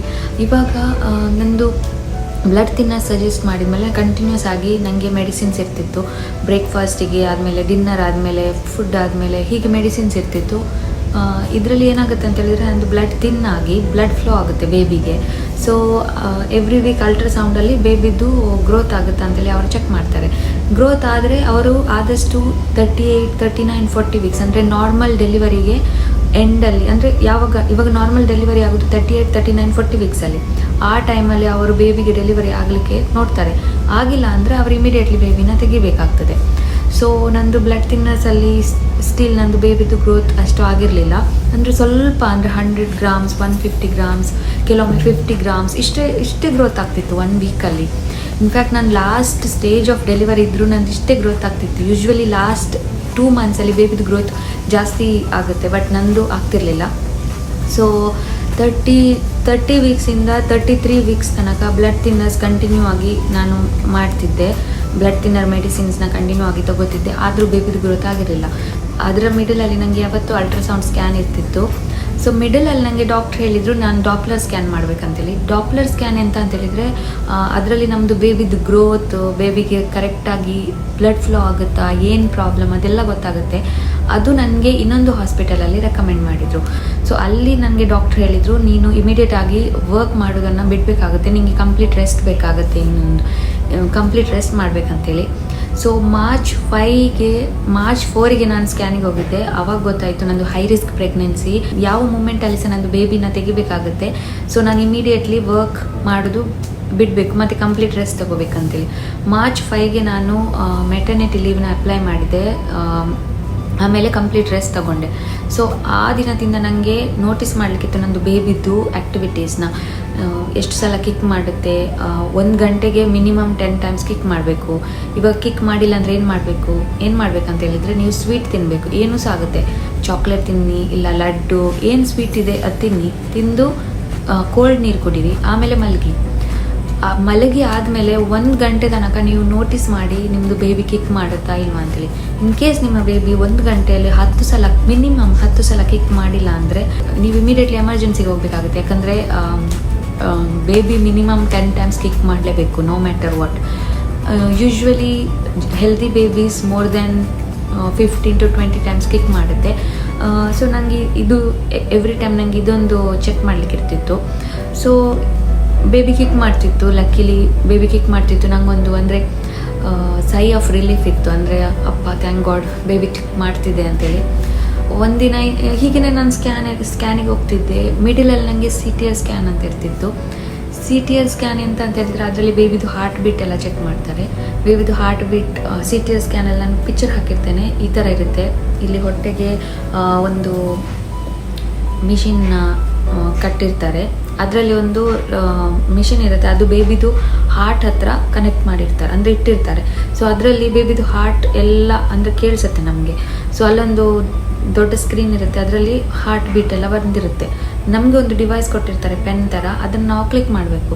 ಯಾವಾಗ ಕಿಕ್ ಮಾಡಬೇಕಂತಂದರೆ ಬೇಬಿ ಯಾವಾಗ ಕಿಕ್ ಮಾಡುತ್ತೆ ಆವಾಗ ನಾವು ಈ ಡಿವೈಸ್ನ ಕ್ಲಿಕ್ ಮಾಡಬೇಕು. ಸೊ ಹೀಗೆ ಇದಕ್ಕೆ CTR ಸ್ಕ್ಯಾನ್ ಅಂತ ಹೇಳ್ತಾರೆ. ಈ ಥರ ನಮಗೆ ಅಲ್ಟ್ರಾಸೌಂಡ್ ಮತ್ತು CTR ಸ್ಕ್ಯಾನ್ ಅಂತ ಇರುತ್ತೆ. ಅದಾದಮೇಲೆ ಒಂದಿನ ನನಗೆ ಮಾರ್ಚ್ 19ಗೆ ಮಾರ್ಚ್ 5ಗೆ ನಾನು ಜಾಬ್ ಬಿಟ್ಟಿತ್ತು. ಮಾರ್ಚ್ 5ಇಂದ ನನಗೆ every alternative day weekly 2 to 3 times ultrasound ಮತ್ತು CT ಸ್ಕ್ಯಾನ್ಗೆ ಹೋಗ್ಲಿಕ್ಕೆ ಇರ್ತಿತ್ತು. ಮಾರ್ಚ್ 19ಗೆ ನನಗೆ CT ಸ್ಕ್ಯಾನ್ ಇತ್ತು. ಸೊ ನಾನು ಹೋಗಿದ್ದೆ ನಾರ್ಮಲ್ ಆಗಿ. ಮಾರ್ಚ್ 19ಗೆ ಸಡನ್ನಾಗಿ CT ಸ್ಕ್ಯಾನಲ್ಲಿ ಅಂದರೆ ರಿಪೋರ್ಟ್ ಚೆನ್ನಾಗಿರಲಿಲ್ಲ. ಸೊ ನರ್ಸ್ ಹೇಳಿದರು ದಿಸ್ ಈಸ್ ಬ್ಯಾಡ್ ರಿಪೋರ್ಟ್ ಅಂತೇಳಿ. ಆಮೇಲೆ ನನಗೆ ಸ್ವೀಟ್ ತಿಂದು ಕೋಲ್ಡ್ ನೀರು ಕುಡಿದು ಪುನಃ ನನಗೆ CT ಸ್ಕ್ಯಾನ್ ಮಾಡಿಸಿದ್ರು. ಆವಾಗಲೂ ರಿಪೋರ್ಟ್ ಚೆನ್ನಾಗಿ ಬಂದಿರಲಿಲ್ಲ, ಯಾಕಂದರೆ ಬೇಬಿದು ಹಾರ್ಟ್ ಬೀಟ್ ತುಂಬ ಹೈ ಇತ್ತು. ಆಮೇಲೆ ಕಿಕ್ ಕೊಡ್ತಿರ್ಲಿಲ್ಲ. ಸೊ 2 ಟೈಮ್ಸ್ ಸ್ಕ್ಯಾನ್ ಮಾಡಿದ್ರು, ರಿಪೋರ್ಟ್ ಚೆನ್ನಾಗಿರಲಿಲ್ಲ. 3rd ಟೈಮ್ ಮಾಡಿದ್ರು, ಚೆನ್ನಾಗಿರಲಿಲ್ಲ. ಆಮೇಲೆ ನನಗೆ ಅಪ್ಪರ್ ಫ್ಲೋರಿಗೆ ಕಳಿಸಿದ್ರು. ಅಪ್ಪರ್ ಫ್ಲೋರಲ್ಲಿ ಲೇಬರ್ ರೂಮ್. ಸೊ ಅಲ್ಲಿ ನಿಮಗೆ ಪ್ರಾಪರಾಗಿ CT ಸ್ಕ್ಯಾನ್ ಎಲ್ಲ ಮಾಡ್ತಾರೆ. ಅಲ್ಲಿನೂ ರಿಸಲ್ಟ್ ಚೆನ್ನಾಗಿಲ್ಲ ಅಂದರೆ ಇಮಿಡಿಯೇಟ್ಲಿ ಬೇಬಿನ ತೆಗಿತಾರೆ. ಸೊ ಅಲ್ಲಿ ನನಗೆ CT ಸ್ಕ್ಯಾನ್ ಮಾಡಿದರು. ಲೇಬರ್ ರೂಮಲ್ಲಿ ಎಲ್ಲ ಅಡ್ಮಿಟ್ ಮಾಡಿದರು. ಅದಾದಮೇಲೆ CT ಸ್ಕ್ಯಾನ್ ಮಾಡಿದರು. ಎಗೈನ್ ನಂದು ರಿಪೋರ್ಟ್ CT ಸ್ಕ್ಯಾನ್ ಇದ್ದು ಚೆನ್ನಾಗಿ ಬಂದಿರಲಿಲ್ಲ. ಬೇಬಿದ್ದು ಪರ್ಫಾರ್ಮೆನ್ಸ್, ಬೇಬಿದ್ದು ಹಾರ್ಟ್ ಬೀಟ್ ತುಂಬ ಹೈ ಇತ್ತು. ಆಮೇಲೆ ಕಿಕ್ ಮಾಡ್ತಿರಲಿಲ್ಲ. ಸೊ ಸಡನ್ನಾಗಿ ಇಮಿಡಿಯೇಟ್ಲಿ ಡಾಕ್ಟರ್ಸ್ ಹೇಳಿದರು we have to deliver the baby immediately ಅಂತೇಳಿ. ಆ ಟೈಮಿಗೆ ಆಲ್ರೆಡಿ ಒಂದು ಮದರ್ ಅವರಿಗೆ ಡೆಲಿವರಿಗೆ ಅಂತೇಳಿ ಎಲ್ಲ ರೆಡಿ ಮಾಡ್ತಿದ್ರು. ಬಟ್ ಅವರದ್ದು ಡೆಲಿವರಿನ ಪೋಸ್ಟ್ಪೋನ್ ಮಾಡಿ ನಂದು ಡೆಲಿವರಿನ ಆ ಮೂಮೆಂಟಿಗೆ ಇಟ್ಟು ಇಮಿಡಿಯೇಟ್ಲಿ ಬೇಬಿನ ತೆಗಿಬೇಕಾಯಿತು. ಇದು ಕಾಂಪ್ಲಿಕೇಟೆಡ್ ಮತ್ತು ಹೈ ರಿಸ್ಕ್ ಪ್ರೆಗ್ನೆನ್ಸಿ ಆದ್ರಿಂದ ಅವರು ನನಗೆ ಫಸ್ಟ್ ಪ್ರಿಫರೆನ್ಸ್ ಕೊಟ್ಟಿದ್ದರು. ಸೊ ಒಂದು ಬೆಸ್ಟ್ ಸಜೆಷನ್ ನಾನು ನಿಮಗೆ ಕೊಡೋದು ಅಂತ ಹೇಳಿದರೆ, ಇವಾಗ ನೀವು ಪ್ರೆಗ್ನೆಂಟ್ ಆಗಿದ್ದರೆ ನೀವು ಆದಷ್ಟು ಪ್ರೋಟೀನ್ಸ್ನ ಕನ್ಸ್ಯೂಮ್ ಮಾಡಿ. ಚಿಕನ್ ತಗೊಳ್ಳಿ, ಚಿಕನ್ ತಿನ್ನಿ, ಎಗ್ಸ್ ಆದಷ್ಟು ಯಾವ ಅಮೌಂಟಲ್ಲಿ ಪ್ರೋಟೀನ್ ಸಿಗುತ್ತೆ ಪ್ರೋಟೀನ್ ಆದಷ್ಟು ತಗೊಳ್ಳಿ. ಫ್ರೂಟ್ಸ್ ತಿನ್ನಿ, ಇದನ್ನೆಲ್ಲ ಕನ್ಸ್ಯೂಮ್ ಮಾಡಿ. ಸೊ ನಂದು ಪ್ರೆಗ್ನೆನ್ಸಿಯಲ್ಲಿ ನನಗೆ ಎಗ್ ಇಷ್ಟ ಆಗ್ತಿರ್ಲಿಲ್ಲ. ಸೊ ನಾನು ಎಗ್ ತಿಂತಿರಲಿಲ್ಲ. ಬಟ್ ಎಗ್ ಬದಲಿಗೆ ಇವಾಗ ನಿಮಗೆ ಎಗ್ ಇಷ್ಟ ಆಗಿಲ್ಲ ಅಂದರೆ ನೀವು ವೆಜಿಟೇರಿಯನ್ ಆಗಿದ್ದರೆ ಪನ್ನೀರ್ ತಿನ್ನಿ. ಇವಾಗ ನಾನ್ ವೆಜ್ ಇರೋರಿಗೆ ಆಫ್ಕೋರ್ಸ್ ಚಿಕನ್ ಬೆಸ್ಟ್ ಆಪ್ಷನ್. ಚಿಕನಲ್ಲಿ ಪ್ರೋಟೀನ್ಸ್ ಇರುತ್ತೆ. ಮಿಲ್ಕ್ ಕುಡೀರಿ, ಕ್ಯಾಲ್ಶಿಯಮ್ ಇರುತ್ತೆ. ಮತ್ತು ಆಫ್ಕೋರ್ಸ್ ಅವ್ರು ನಿಮ್ಮ ಪ್ರೆಗ್ನೆಂಟ್ ಇರಬೇಕಿದ್ರೆ ತುಂಬ ಕ್ಯಾಲ್ಶಿಯಮ್, ಪ್ರೋಟೀನ್ಸ್ ಇದೆಲ್ಲ ಟ್ಯಾಬ್ಲೆಟ್ಸ್ ಸಜೆಸ್ಟ್ ಮಾಡ್ತಾರೆ. ಬಟ್ ಅಪಾರ್ಟ್ ಫ್ರಮ್ ದ್ಯಾಟ್ ನೀವು ಆದಷ್ಟು ಪ್ರೋಟೀನ್ಸ್ನ ಕನ್ಸ್ಯೂಮ್ ಮಾಡಿ. ಇದರಿಂದ ನಿಮ್ಮದು ಬೇಬಿಗೆ ತುಂಬಾ ಹೆಲ್ಪ್ ಆಗುತ್ತೆ. ನಂದು ಪ್ರೆಗ್ನೆಂಟ್ ಇರಬೇಕಿದ್ರೆ ನಾನು ಪ್ರೋಟೀನ್ಸ್ ಕನ್ಸ್ಯೂಮ್ ಮಾಡಿದ್ದೇನೆ, ಫ್ರೂಟ್ಸ್ ತಿಂದಿದ್ದೇನೆ. ಬಟ್ ಆದಷ್ಟು ನೀವು ಜಾಸ್ತಿ ಅಮೌಂಟಲ್ಲಿ ತಿನ್ನಿ. ಅದಾದಮೇಲೆ ಹೈ ರಿಸ್ಕ್ ಪ್ರೆಗ್ನೆನ್ಸಿಯಲ್ಲಿ ಅವರು ನಿಮಗೆ ಹೇಳೋದು ಒಂದೇ, ಹೈ ರಿಸ್ಕ್ ಪ್ರೆಗ್ನೆನ್ಸಿಯಲ್ಲಿ ನಿಮಗೆ ಮೇನ್ ವಿಷಯ ಅಂತ ಹೇಳಿದರೆ ನೀವು ಇನ್ನೂ ಜಾಸ್ತಿ ಪ್ರೋಟೀನ್ಸ್ ಕನ್ಸ್ಯೂಮ್ ಮಾಡಬೇಕು. ಆವಾಗನೇ ಬೇಬಿದು ಗ್ರೋತ್ ಆಗುತ್ತೆ. ಇವಾಗ ನಾನು ಹೈ ರಿಸ್ಕ್ ಪ್ರೆಗ್ನೆನ್ಸಿ ಆದಮೇಲೆ ನಂಗೆ ಗೊತ್ತಾದ ಮೇಲೆ ನಾನು ಪ್ರೋಟೀನ್ಸ್ ಕನ್ಸ್ಯೂಮ್ ಮಾಡ್ತಿದ್ದೆ. ಬಟ್ ಆದರೂ ಗ್ರೋತ್ ಆಗ್ತಿರ್ಲಿಲ್ಲ. ಯಾಕಂತೇಳಿದರೆ ಬ್ಲಡ್ ಫ್ಲೋ ಆಗ್ತಿರಲಿಲ್ಲ ಬೇಬಿಗೆ. ಸೊ ನಂದು ವೆಯ್ಟ್ ಗೇನ್ ಆಗ್ತಿತ್ತು, ಬಟ್ ಬೇಬಿದು ಗೇನ್ ಆಗ್ತಿರಲಿಲ್ಲ. ಸೊ ಇಮಿಡಿಯೇಟ್ಲಿ ನಂದು ಡೆಲಿವರಿ ಮಾಡಬೇಕಾಯಿತು. ನಂದು ಡೆಲಿವರಿ ಪ್ರೋಸೆಸ್ ಎಲ್ಲನೂ ಸ್ಮೂತಾಗಿ ಆಯಿತು. ನನಗೆ ಅಂದರೆ ಹೆದರಿಕೆ ಇತ್ತು, ಬಟ್ ನಾನು ಹೋಪ್ಸ್ ಇಟ್ಕೊಂಡಿದ್ದೆ ಎಲ್ಲನೂ ಅಂದರೆ ಸರಿಯಾಗತ್ತೆ ಅಂತೇಳಿ. ಅಂದರೆ ನಾನು ಹೋಗಿದ್ದು ಸ್ಕ್ಯಾನಿಗೆ, ನಾನು ಇದನ್ನು ಎಕ್ಸ್ಪೆಕ್ಟ್ ಸಹ ಮಾಡಿರಲಿಲ್ಲ. ಸ್ಕ್ಯಾನಿಗೆ ಹೋಗಿದ್ದೆ, ಬಟ್ ಇಮಿಡಿಯೇಟ್ಲಿ ನನಗೆ ಇಮಿಡಿಯೇಟ್ಲಿ ನನ್ನ ಬೇಬಿನ ಡೆಲಿವರಿ ಮಾಡಬೇಕಾಯಿತು. CT ರಿಪೋರ್ಟಲ್ಲಿ ಬೇಬಿದು ಹಾರ್ಟ್ ಬೀಟ್ ಹೈ ಇದ್ದಿದ್ದರಿಂದ ಇಮಿಡಿಯೇಟ್ಲಿ ಡೆಲಿವರಿ ರೂಮಿಗೆ ಶಿಫ್ಟ್ ಮಾಡಿದರು. ಅಲ್ಲಿ ಫಸ್ಟಿಗೆ ಅನಸ್ತೇಷಿಯಾ ಕೊಡ್ತಾರೆ. ಅದಾದಮೇಲೆ ಇಮಿಡಿಯೇಟ್ಲಿ ವಿದಿನ್ 5 to 10 ಮಿನಿಟ್ಸಲ್ಲಿ C-ಸೆಕ್ಷನ್ ಸ್ಟಾರ್ಟ್ ಮಾಡಿ ಆಫ್ಕೋರ್ಸ್ ಬೇಬಿನ ತೆಗೆದ್ರು. ನಾನು ವೀಡಿಯೋನ ಹಾಕ್ತೇನೆ. ನಂದು ಡೆಲಿವರಿ ಪ್ರೋಸೆಸ್ಸಲ್ಲಿ ನನಗೆ ಅಷ್ಟು ಏನು ಪೇಯ್ನ್ ಆಗಿರಲಿಲ್ಲ. ಆಫ್ಕೋರ್ಸ್ ಅನಸ್ತೇಷಿಯಾ ಕೊಡ್ತಾರೆ, ಅಷ್ಟು ನಮಗೆ ಪೇಯ್ನ್ ಆಗಲ್ಲ. ಅಫ್ಕೋರ್ಸ್ ಬ್ಯಾಕಲ್ಲಿ ಎಪಿಡ್ಯೂರಲ್ ಕೊಡ್ತಾರೆ. ಎಪಿಡ್ಯೂರಲ್ ಕೊಟ್ಟಾದ್ಮೇಲೆ ಬ್ಯಾಕ್ ಪೇಯ್ನ್ ಎಲ್ಲ ಸ್ಟಾರ್ಟ್ ಆಗುತ್ತೆ. ಸೊ ಅದಾದ್ರಿಂದ ನೀವು ಡೆಲಿವರಿ ಆಗಿ ಒಂದು 2 ವೀಕ್ಸ್ ಆದಮೇಲೆ ಬೆಲ್ಟ್ ಹಾಕಲಿಕ್ಕೆ ಸ್ಟಾರ್ಟ್ ಮಾಡಬೇಕು. ಇಷ್ಟೆಲ್ಲ ಕಾಂಪ್ಲಿಕೇಶನ್ಸ್ ಆದಮೇಲೆ ಯಾವಾಗ ಬೇಬಿನ ನೀವು ಫಸ್ಟ್ ಟೈಮ್ ನೋಡ್ತೀರೋ, ಆಮೇಲೆ ಅವ್ರು ನಮ್ಮ ಎದೆ ಮೇಲೆ ಇರ್ತಾರೋ, ಆ ಫೀಲಿಂಗ್ ಇಡೀ ವರ್ಲ್ಡಲ್ಲಿ ಬೆಸ್ಟ್ ಫೀಲಿಂಗ್. ಅದರಷ್ಟು ಒಳ್ಳೆ ಫೀಲಿಂಗ್ ಈ ವರ್ಲ್ಡಲ್ಲಿ ಬೇರೆ ಯಾವುದೂ ಇಲ್ಲ. Trust me. ಯಾವಾಗ ನಾನು ಬೇಬಿನ ಫಸ್ಟ್ ನೋಡಿದೆ ತುಂಬ ಅಂದರೆ ತುಂಬ ಖುಷಿಯಾಯಿತು. ಫಸ್ಟಿಗೆ ನಾನು ಅಂದ್ಕೊಂಡಿದ್ದು ನನ್ನ ಬೇಬಿ ಹೆಲ್ದಿ ಆಗಿರಬೇಕು, ನನಗೆ ಏನಾದರೂ ಪ್ರಾಬ್ಲಮ್ ಇಲ್ಲ, ಬಟ್ ಬೇಬಿ ಹೆಲ್ದಿ ಆಗಿರಬೇಕು. ತುಂಬಾ ಬೇಗ ಡೆಲಿವರಿ ಆಗಿದ್ದರಿಂದ ತುಂಬ ಡೆವಲಪ್ಮೆಂಟ್ ಕಮ್ಮಿ ಆಗಿರುತ್ತೆ ನಾರ್ಮಲ್ ಡೆಲಿವರಿಗಿಂತ. ಸೊ ಡೆಲಿವರಿ ಆದ ತಕ್ಷಣ ಬೇಬಿನ ICU ಇಡ್ತಾರೆ, ನಮಗೆ ಕೊಡಲ್ಲ. ಆಫ್ಕೋರ್ಸ್ ICU ಇಡ್ತಾರೆ ತುಂಬ ದಿನ. ಅವರು ಬೇಬಿನ ಚೆನ್ನಾಗಿ ನೋಡ್ಕೊಂಡು ಆಮೇಲೆ ನಮಗೆ ಕೊಡ್ತಾರೆ. ಸೊ ಡೆಲಿವರಿ ಆದಮೇಲೆ ಅಫ್ಕೋರ್ಸ್ 3 ಡೇಸ್ ನಾವು ಹಾಸ್ಪಿಟಲಲ್ಲಿದ್ವಿ. ಸೊ ಡೆಲಿವರಿ ನನಗೆ ಆದದ್ದು ಶಾರ್ಪ್ 12:15ಗೆ ಆಫ್ಟರ್ನೂನ್. ಸೊ ನನಗೆ 12 hours ತನಕ ವಾಕ್ ಮಾಡಲಿಕ್ಕಿಲ್ಲ. ಸೊ ಯಾಕಂದರೆ ಸ್ಟಿಚಸ್ ಇರುತ್ತೆ, ಪೇಯ್ನ್ ಇರುತ್ತೆ, ವಾಕ್ ಮಾಡಲಿಕ್ಕಿರಲ್ಲ 12 hours ತನಕ. ನೈಟ್ 12 o'clockಗೆ ನರ್ಸ್ ಹೇಳಿದರು ನಿಮಗೆ ವಾಕಿಗೆ ಕರ್ಕೊಂಡು ಹೋಗ್ತೇನೆ ಅಂತೇಳಿ. ಬಟ್ ನಾನು ಮಲಗಿದ್ದೆ. ಸೊ ಅರೌಂಡ್ 4 ಆಗಬೇಕಿದ್ರೆ ನರ್ಸ್ ಬಂದು ಹೇಳಿದರು ಇವಾಗ ವಾಕಿಗೆ ಕರ್ಕೊಂಡು ಹೋಗ್ತೇನೆ ಅಂತೇಳಿ. So first walk after C-section is really hard. ಅದು ಸಹ ಎಕ್ಸ್ಪ್ಲೇನ್ ಮಾಡಲಿಕ್ಕಾಗೋದಿಲ್ಲ, ತುಂಬಾ ಪೇಯ್ನ್ ಇರುತ್ತೆ. ಆ ಮೂಮೆಂಟ್ ಹೀಗೆ ಅನಿಸುತ್ತೆ ನಾವು ಇವಾಗ ನಡಿಲಿಕ್ಕೆ ಕಲಿತಿದ್ದೇವೆ ಅಂತೇಳಿ, ಅಷ್ಟು ಪೇಯ್ನ್ ಇರುತ್ತೆ. ಸೊ ಫಸ್ಟ್ ವಾಕ್ ನಂದು ಚೆನ್ನಾಗೇ ಆಯಿತು, ನಾನು ಬೇಗ ವಾಕ್ ಮಾಡಿದೆ. ಪೇಯ್ನ್ ಇತ್ತು ಬಟ್ ಸ್ಟಿಲ್, ಯಾಕಂದರೆ ನನಗೆ ಅವರು ಹೇಳಿದರು ನೀನು ವಾಕ್ ಮಾಡಿ ಬೇಬಿನ ನೋಡ್ಲಿಕ್ಕೆ ಹೋಗ್ಬೋದು, ಇಲ್ಲಾಂದರೆ ವೀಲ್ಚೇರಲ್ಲಿ ಹೋಗಬೇಕಾಗತ್ತೆ ಅಂತೇಳಿ. ಸೊ ನಾನು ವಾಕ್ ಮಾಡಿಯೇ ಕಷ್ಟ ಆದರೂ ಬೇಬಿ ಕೆಳಗಿನ ಫ್ಲೋರಲ್ಲಿತ್ತು ICU. ಬೇಬಿನ ನೋಡ್ಲಿಕ್ಕೆ ಹೋಗಿದ್ದೆ. ಪೇಯ್ನ್ ಇತ್ತು ಬಟ್ ಆದರೂ ಹೋಗಿದ್ದೆ. ಸೊ 3 ಡೇಸ್ ನಂದು ಹಾಸ್ಪಿಟಲ್ ಸ್ಟೇಸಲ್ಲಿ ನಾನು ಎವ್ರಿ ಟೈಮ್ ಬೇಬಿನ ನೋಡಲಿಕ್ಕೆ ವಾಕ್ ಮಾಡಿಯೇ ಹೋಗ್ತಿದ್ದೆ. ತುಂಬಾ ಪೇಯ್ನ್ ಆಗ್ತಿತ್ತು. ಮತ್ತು ಇನ್ನೊಂದು ಎಂತ ಅಂತ ಹೇಳಿದರೆ, ಇವಾಗ ನೀವು ನಿಮ್ಮದು C-section ಆಗಿದೆ, ಆಫ್ಕೋರ್ಸ್ ನಿಮಗೆ ಸ್ಟಿಚಸ್ ಇರುತ್ತೆ. ಕೆಲವ್ರದ್ದು ಸ್ಟಿಚ್ ಲೆಂತ್ ಅಂದರೆ ಶಾರ್ಟ್ ಇರುತ್ತೆ, ಕೆಲವ್ರದ್ದು ಲಾಂಗ್ ಇರುತ್ತೆ. ನಂದು ಇಷ್ಟೇ ಚಿಕ್ಕದಿದೆ. ಯಾಕಂತ ಹೇಳಿದರೆ ನಂದು ಬೇಬಿದ್ದು ಸೈಜ್ ಅಷ್ಟು ದೊಡ್ಡದಿರಲಿಲ್ಲ. ಮತ್ತೆಂತ ಅಂತ ಹೇಳಿದರೆ ನಂದು ಬೇಬಿದ್ದು ವೆಯ್ಟ್ 1.480 kg ಆಗಿತ್ತು, ತುಂಬಾ ಕಮ್ಮಿ. ಆಫ್ಕೋರ್ಸ್ ನಾರ್ಮಲ್ ಬೇಬಿದ್ದು ವೆಯ್ಟ್ ಡೆಲಿವರಿ ಆಗಬೇಕಿದ್ರೆ ಅರೌಂಡ್ 3 kg ಇರುತ್ತೆ. ಮತ್ತು ಇನ್ನೊಂದು ಎಂತ ಅಂತ ಹೇಳಿದರೆ, ಇವಾಗ ನಿಮ್ಮದು ಬ್ಲ್ಯಾಡರ್ ಫುಲ್ ಇದ್ದರೆ ಆಫ್ಕೋರ್ಸ್ ನಿಮಗೆ ಯೂರಿನ್ ಪಾಸ್ ಮಾಡಲಿಕ್ಕೆ ಆಗಿರೋದಿಲ್ಲ. ನಿಮ್ಮದು ಪೈಪ್ ಹಾಕಿರ್ತಾರೆ ಯೂಶ್ವಲಿ C-section ಸ್ಟಾರ್ಟ್ ಆಗುವ ಮುಂಚೆ. ಇವಾಗ ನಿಮ್ಮದು ಫಸ್ಟ್ ವಾಕ್ ನೀವು ಕರೆಕ್ಟ್ ಮಾಡ್ತೀರಿ ಅಂತ ಗೊತ್ತಾದ ಮೇಲೆ ನಿಮ್ಮದು ಯೂರಿನ್ ಇದು ಪೈಪ್ನ ತೆಗಿತಾರೆ. ಯೂರಿನ್ ಪೈಪ್ ತೆಗೆದ ಮೇಲೆ ನಿಮ್ಮದು ಬ್ಲ್ಯಾಡರ್ ಫುಲ್ ಆಗುತ್ತಲ್ಲ, ನೀವು ಯಾವತ್ತೂ ಇದನ್ನ ನೋಟ್ ಮಾಡಿ ಬ್ಲ್ಯಾಡರ್ ಫುಲ್ ಮಾಡಲಿಕ್ಕೆ ಬಿಡಬೇಡಿ. ಯಾಕಂದರೆ ಬ್ಲ್ಯಾಡರ್ ಫುಲ್ ಆದಮೇಲೆ ನಿಮಗೆ ನಡಿಲಿಕ್ಕೆ ತುಂಬ ಕಷ್ಟ ಆಗುತ್ತೆ C-sectionಲ್ಲಿ. ಇದು ನನಗೆ ಗೊತ್ತಿರಲಿಲ್ಲ. ಆಫ್ಕೋರ್ಸ್ ನಾನು ಮಲಗಿದ್ದೆ. ಮಿಡ್ ನೈಟ್ ಒಂದು 1 o'clock ಆಗಬೇಕಿದ್ರೆ ನನಗೆ ವಾಶ್ರೂಮ್ಗೆ ಹೋಗಬೇಕಿತ್ತು. ಸೊ ನನಗೆ ಎದ್ದೇಳಲಿಕ್ಕೂ ಆಗಿರಲಿಲ್ಲ. ಯಾಕಂದರೆ ಬ್ಲ್ಯಾಡರ್ ಇದ್ದು ಜಸ್ಟ್ ಮೇಲೆ ಸ್ಟಿಚಸ್ ಇರುತ್ತೆ. ಆ ಬ್ಲ್ಯಾಡರ್ ಫುಲ್ ಆದಮೇಲೆ ಉಂಟಲ್ಲ, ಆ ಸ್ಟಿಚಸ್ಸಿಗೆ ಇಷ್ಟು ಪೇಯ್ನ್ ಆಗುತ್ತೆ ಅಂತ ಹೇಳಿದರೆ ಆ ಪೇಯ್ನ್ ನಾನು ಹೇಳಲಿಕ್ಕೆ ಆಗೋದಿಲ್ಲ. ಆ ಪೇಯ್ನ್ ಆಗಬೇಕಿದ್ರೆ ನಾನು ಅಂದ್ಕೊಂಡೆ ದಿಸ್ ಈಸ್ ಇಟ್, ನಾನು ಸಾಯ್ತೇನೆ ಅಂತೇಳಿ, ಅಷ್ಟು ಪೇಯ್ನ್ ಇತ್ತು. ನಿಮಗೆ ಇವಾಗ C-section ಆಗೋದಿದ್ರೆ ಇದೊಂದು ನೆನಪಿಟ್ಕೊಳ್ಳಿ, ಬ್ಲ್ಯಾಡರ್ನ ಯಾವತ್ತೂ ಫುಲ್ ಮಾಡಬೇಡಿ. ಬೇಕಿದ್ರೆ ಅಲ್ರಾಮ್ ಇಡಿ, ಎವ್ರಿ 1 hour ವಾಶ್ರೂಮ್ಗೆ ಹೋಗಿ ಬನ್ನಿ, ಬಟ್ ಫುಲ್ ಮಾಡಬೇಡಿ. ಆದಷ್ಟು ನೀರು ಕುಡೀರಿ, ಒಳ್ಳೆಯದು, ಬಟ್ ಬ್ಲ್ಯಾಡರ್ ಫುಲ್ ಮಾಡಬೇಡಿ. ನೈಟ್ಗೆ ನೈಟ್ಗೆ ಗಳಿಗೆ ಅಲ್ರಾಮ್ ಇಡಿ. ಇದೊಂದು ವಿಷಯನ ನೆನಪಿಟ್ಕೊಳ್ಳಿ. ಈ ಪೇಯ್ನ್ ನಿಮ್ಮದು ಫಸ್ಟ್ ವಾಕ್ ಇರುತ್ತಲ್ಲ C-section ಇದು, ಅದಕ್ಕಿಂತನೂ ಡಬಲ್ ಇರುತ್ತೆ. ಅದಕ್ಕೋಸ್ಕರ ಸೊ 3 ಡೇಸ್ ನಾನು ಹಾಸ್ಪಿಟಲಲ್ಲೇ ಇದ್ದೆ. 3 ಡೇಸ್ ಆದಮೇಲೆ ನಮಗೆ ಡಿಸ್ಚಾರ್ಜ್ ಇರುತ್ತೆ. ಕೆಲವು ಹಾಸ್ಪಿಟಲಲ್ಲಿ 5 ಡೇಸ್ ತನಕ ಇರುತ್ತೆ. C-section ಅವರಿಗೆ 5 ಡೇಸ್ ತನಕ ಹಾಸ್ಪಿಟಲಲ್ಲಿ ಇಟ್ಟಿರ್ತಾರೆ. ಆಮೇಲೆ ನಾರ್ಮಲ್ ಡೆಲಿವರಿ ಆದವರಿಗೆ 3 ಡೇಸ್ ಇಟ್ಟಿರ್ತಾರೆ. ಬಟ್ ನಂದು ಹಾಸ್ಪಿಟಲಲ್ಲಿ 3 ಡೇಸ್ ತನಕ ಇತ್ತು. 3 ಡೇಸ್ ಆದಮೇಲೆ ಡಿಸ್ಚಾರ್ಜ್ ಆಗುತ್ತೆ. ಡಿಸ್ಚಾರ್ಜ್ ಆಗಬೇಕಿದ್ರೆ ನಂದು ಬೇಬಿ ನನ್ನ ಜೊತೆ ಬರೋದಿಲ್ಲ. ಆಫ್ಕೋರ್ಸ್ ಬೇಬಿ ಇರುತ್ತೆ ICU. ಬೇಬಿಗೆ ನಮ್ಮ ಜೊತೆ ಬರಲಿಕ್ಕಿರೋದಿಲ್ಲ.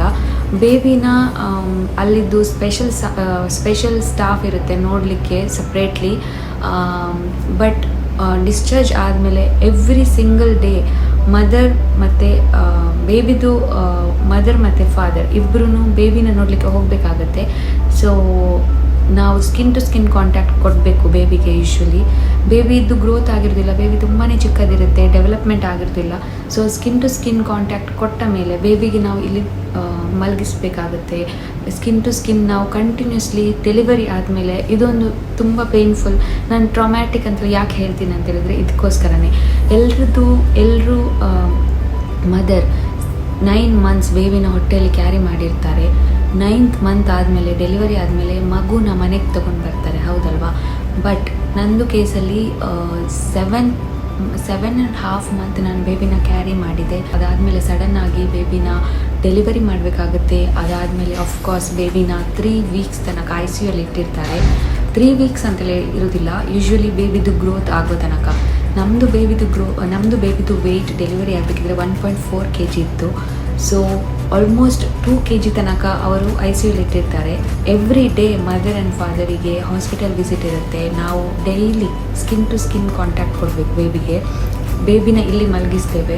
ನಾನು ಎಲ್ಲ ಪಿಕ್ಚರ್ಸ್ ಅಟ್ಯಾಚ್ ಮಾಡ್ತೇನೆ. ನಾನು ಮತ್ತು ನನ್ನ ಹಸ್ಬೆಂಡ್ ಡೈಲಿ ನಾವು ಮಾರ್ನಿಂಗ್ ಮತ್ತು ಈವ್ನಿಂಗ್ ಹೀಗೆ ವಿಸಿಟ್ ಮಾಡ್ತಿದ್ವಿ ಹಾಸ್ಪಿಟಲ್ಗೆ. ನಮಗೆ 1 hour ಬೇಬಿ ಜೊತೆ ಸ್ಪೆಂಡ್ ಮಾಡಲಿಕ್ಕೆ ಕೊಡ್ತಾರೆ. ಬೇಬಿ ನಮ್ಮ ಬಾಡಿ ಮೇಲೆ ಮಲಗತ್ತೆ. ನಾವು ಸ್ಕಿನ್ ಟು ಸ್ಕಿನ್ ಕೊಡಬೇಕು, ನಾನು ಕೊಡಬೇಕು, ನನ್ನ ಹಸ್ಬೆಂಡ್ ಕೊಡಬೇಕು.